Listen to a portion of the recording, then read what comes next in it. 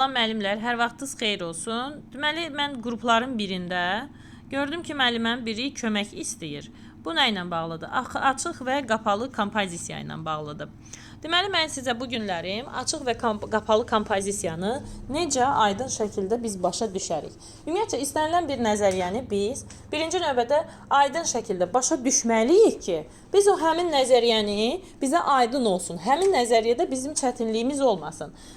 Necə çətinliyimiz olmasın? Bir şeyi başa düşərək öyrənmək lazımdır. Əzbərçi, nə bilim, test üsulu və s. digər şeylərlə yox, birbaşa başa düşmək lazımdır ki, burada məndən nə istəyir, nə demək istəyir. Onda biz artıq daha aydın şəkildə başa düşəcəyik. Bugün mən sizə açıq və qapalı kompozisiyaya aid bir neçə dənə kitabdan nümunələr çəkdim ki, sizə aydın şəkildə, belə deyim, aydın olsun sizə bu mövzu.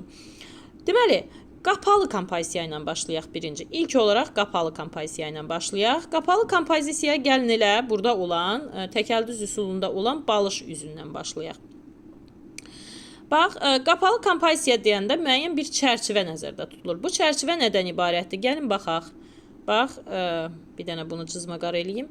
Deməli, bu deyəndə nəyi nəzərdə tutur? Onu. Bircə dəqiqə. Aha, baxın. Çərçivəsi var. İçərisində naxış təkrarlanıb. Gül var. İçərisində yenə bir dənə də təkrar var.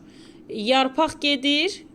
İçərisində belə naxışlar var. Yəni çərçivəsi var, qıraqları haşiyələnib və onun içərisində gedir. Ondan o tərəfə çıxa bilmir. Bax, bir də göstərim, elementar bir şey göstərim orta hissədə. Dairə gedir. Dairənin içərisindədir güllər. Fikir verirsiniz, çərçivələnib, türmə kimi qırağı haşiyələnib və bunun içərisində gedir. İxtiyar yoxdur başqa yerə getsin. Davamlılığı olsun. Fikir verirsiniz.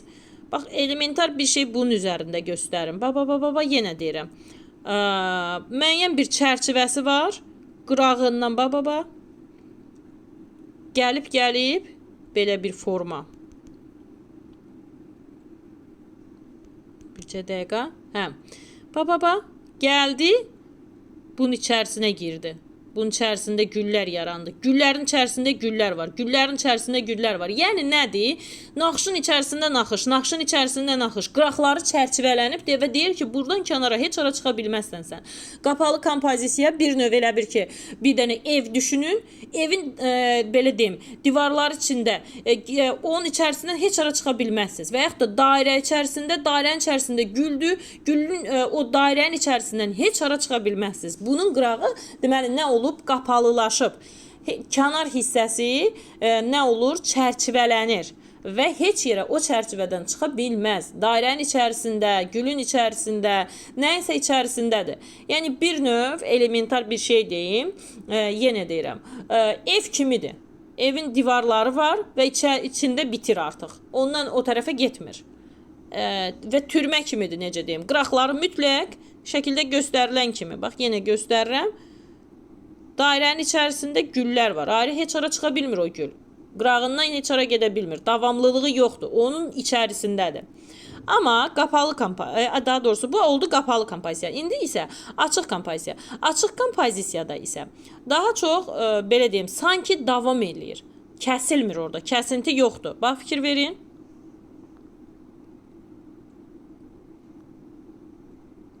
Oy. Bu necə olur bilmirəm. Telefonda arada bir... Hə, baxın, kəsinti yoxdur. Baba, burada da göstərir sizə.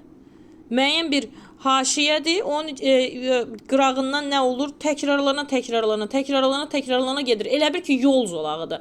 Belə deyək də, bu naxışı yol kimi təsəvvür eləyin. İstəsən uzada da bilərsən. Davamlılığı var. Uzadıb davam etdirə bilirsən bu haşiyəni, haşiyə zolağını. Bu bəzən kənarları, belə deyək, naxışın kənarında bitir və amma davam eləyir. Mütləq bir davamlılıq var. Bax, araqçına göstərsək, araqçında fikir verin, bax, qırağından yenə deyirəm. Bax, bunun, adi elementar bir şeydir. Gedir, davamlılıq var. Müəyyən bir, düzdür, bir yol kimi uzanır elə bir. Davamlılığı var. nə bilim bir divar kağızını nəzərdə tutun, parçanın üzərində təkrarlanan naxış nəzərdə tutun. Ritmik şəkildə necə təkrarlanır? Müəyyən bir naxışdır, ritmik olaraq davamlı haşiyə kimi təkrarlanır. Davamlı belə deyək, ornament naxışların ritmik olaraq təkrardır. Bir naxış o birisini təkrarlar. Bir naxış o birisini təkrarlar. Yol kimi uzana gedir bu naxış. Amma qapalıda dedik nə olur? Qapalıda müəyyən naxışın içərisində naxış olmalıdır mütləq. Qırağı qapalı olmalıdır.